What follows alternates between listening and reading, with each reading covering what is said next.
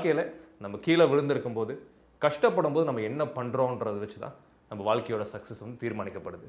நம்ம வாழ்க்கையில் சாதனையாளர் ஆகணும்னா ஜெயிச்சுட்டே எப்போவுமே இருப்போன்ற ஒரு ஒரு ஒரு கனவை வந்து முதல்ல நம்ம தூக்கி போடணும்.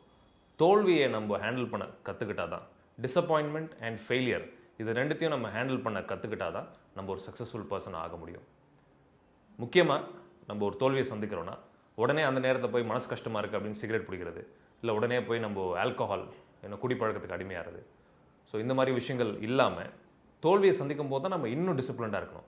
அப்போ தான் நம்ம காலையில் 5 மணிக்கு எந்திரிக்கணும், உடற்பயிற்சி விடாமல் பண்ணணும். ஸோ அந்த மாதிரி விஷயங்கள் பண்ணும்போது நமக்குள்ளே ஒரு புத்துணர்ச்சி வரும். நீங்கள் பண்ணி பாருங்கள்.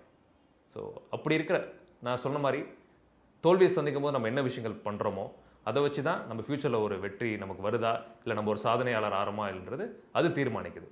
ஸோ நல்ல பழக்கங்கள் தோல்வியை சந்திக்கும் போது தான் நம்ம முக்கியமாக நம்ம பண்ணணும், கடைப்பிடிக்கணும். ஸோ